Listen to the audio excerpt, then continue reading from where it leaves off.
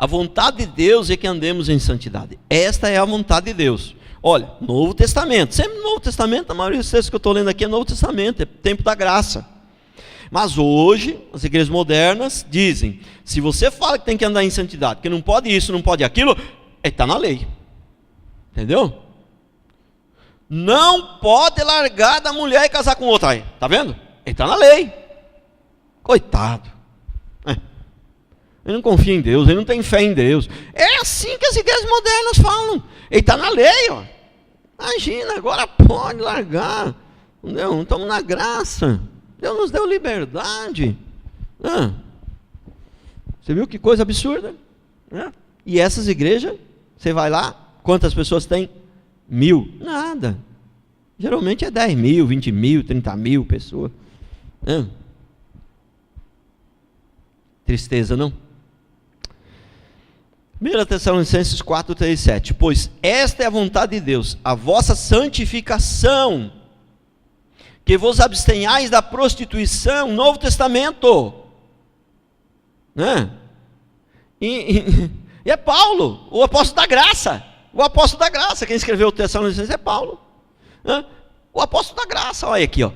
Pois esta é a vontade de Deus, a vossa santificação, que vos abstenhais da prostituição, que cada um de vós saiba possuir o próprio corpo em santificação e honra, não com desejo de lascívia, como os gentios que não conhecem a Deus, e que nesta matéria ninguém ofenda e nem defraude o seu irmão, porque o Senhor, contra todas essas coisas, como antes vos avisamos e testificamos claramente, Ele é o vingador, porquanto Deus não nos chamou para a impureza, e sim para a santificação. O apóstolo da graça que está falando isso, para não defraudar o seu irmão, Então, não defraudar. Se você vende um negócio que vale 20 por 40, você defraudou, certo? Mas também, sabe, se você desejar a mulher do próximo, defraudou também. Prestou atenção? Defraudar tem várias situações que pode estar defraudando seu irmão, E quando eu digo desejar, é porque não precisa nem. Uma coisa é achar bonita, isso é outra coisa. Achar bonita é uma coisa, E louvado seja Deus se a gente achasse, bonita todas as mulheres dos irmãos e as irmãs todos achar bonito, maravilhoso. Achar bonito é maravilhoso. Mas desejar, não precisa nem tê-la. É desejar. Só a Bíblia diz que só desejar, já é o suficiente, já está defraudando o irmão, entendeu? Então, santificação é não defraudar ninguém, nem a Deus e muito menos a Deus, mas os irmãos também, porque você defraudou o irmão, você está defraudando a Deus também. Isso é santificação. Santidade é ser parecido com Deus, é viver para Ele, abrir mão dos nossos desejos para fazer a vontade dEle. Gálatas 5, 19 a 25. Ora, as obras da carne são conhecidas, são prostituição, impureza, lascívia, idolatria, feitiçaria, inimizades, porfias, ciúme, iras, discórdia, dissensões, facções, inveja, bebedice, glutonaria, coisas semelhantes a estas, a respeito das quais eu vos declaro, como já outrora vos preveni, que não herdarão o reino de Deus os que praticam tais coisas. Então, se você um dia ficou com uma inveja de alguém, você não vai herdar o reino? Não é isso que está dizendo aqui, está dizendo os que praticam, os que fazem isso sempre e não se arrependem. Presta atenção? Agora, é lógico que a gente não é perfeito. Você pode ficar meio aborrecido com alguém aí, de repente, mas você não vai permanecer aborrecido, Mas você permanecer com raiva dele, aí você não vai herdar o reino de Deus. Olha aqui. É um monte, a lista aqui é enorme, entendeu? E quem que Gálatas também é apóstolo Paulo, é o apóstolo da graça. O apóstolo da graça está dizendo aqui, que quem pratica essas coisas não herdará o reino de Deus. Olha que coisa. Mas as igrejas modernas dizem que hoje tudo é a graça, e pode tudo, pode dançar, pode pular, pode ter carnaval gospel, entendeu? Pode casar 2, 3, 4 vezes, pode fazer tudo, entendeu? porque eu tenho liberdade, e em Cristo Jesus eu sou livre.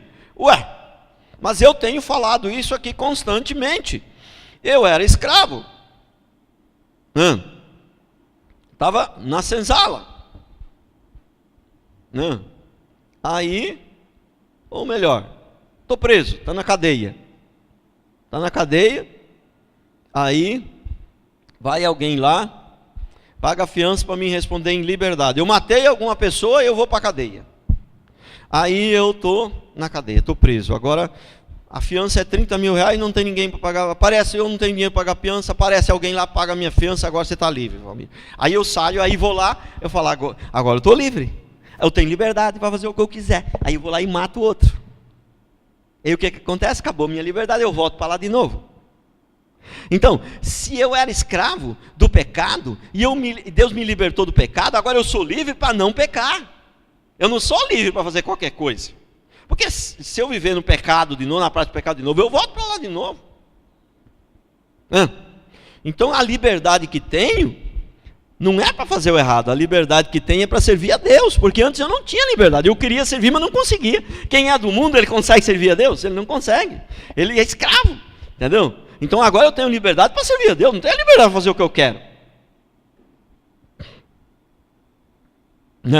Mas os frutos do Espírito é amor, alegria, paz, longanimidade, benignidade, bondade, fidelidade, mansidão, domínio próprio. Contra estas coisas não há lei.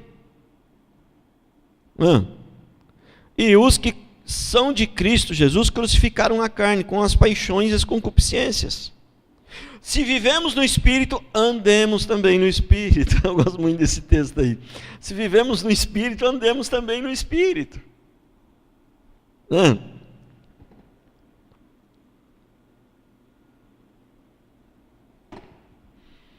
A vontade de Deus é que andemos em santidade. 2 Timóteo 2, 20 a 22. Ora, numa grande casa, isso aqui é tremendo, numa grande casa, não há somente utensílios de ouro ou de prata. Há também de madeira, de barro, alguns para honra, outros para desonra. Assim, pois, se alguém, aqui está dizendo, tem gente que é crente, tem gente que não é, tem gente que muda de vida, tem gente que não muda. Assim, pois, se alguém a si mesmo se purificar destes erros, será utensílio para a honra, santificado e útil ao seu possuidor, estando preparado para toda boa obra. Foge, outro sim, das paixões da mocidade, segue a justiça e a fé, o amor, a paz com os que de coração puro invocam o Senhor. Esse aqui é o conselho que ele dá para Timóteo. Paulo dá para Timóteo. O apóstolo da graça dá para o seu discípulo Timóteo, é o conselho que ele dá, que tem que andar em quem se santificar, tem que ser puro, e que tem vasos que são usados para desonra, outros são para honra. Se você quer ser usado para boa obra, você tem que ser um vaso santificado. Não? Mas o que as igrejas modernas hoje pensam? Entendeu? O que elas pensam? A saia comprida, nada contra, porque acho que fica muito bonito, mas a saia comprida, a língua bem mais comprida que a saia, baita de uma fofoqueira, fuma, bebe, faz um monte de fofoca, aí vai para a igreja e profetiza, vai para a igreja profetizar, entendeu? E aí se diz que é errado, fala, mas está na lei, está vendo? Ele está na lei, ele não conhece a graça. Aí você fala, não, isso aí está errado, isso não é de Deus, essa pessoa não converteu, e fala, está na lei, ele não conhece a graça, esse pastor aí. Não falaram para ele da graça, precisa de alguém para explicar para ele como é que funciona a graça. Ele não conhece a graça, ele está falando que eu não posso profetizar. Prestou atenção, que absurdo? É assim que são as igrejas modernas hoje. Entendeu? As igrejas encheu de gente do mundo, mas não converteu. Por quê? Porque a palavra verdadeira não está sendo pregada. Porque a única coisa que converte uma pessoa é a palavra. Por quê? Ninguém converte por milagre, ninguém converte porque caiu um trovão, ninguém converte porque um furacão aconteceu, ninguém converte porque um tsunami veio, ninguém converte porque caiu um avião, ninguém converte porque apareceu um anjo voando. Não, a Bíblia diz que é só a palavra que converte, só. é a única que tem o poder de gerar vida, é o próprio Deus. A vida e a morte estão nas mãos de Deus. O diabo, quando mata, só mata porque Deus permite. A vida e a morte estão na mão de Deus. E a palavra, ela vem de Deus, é a palavra de Deus.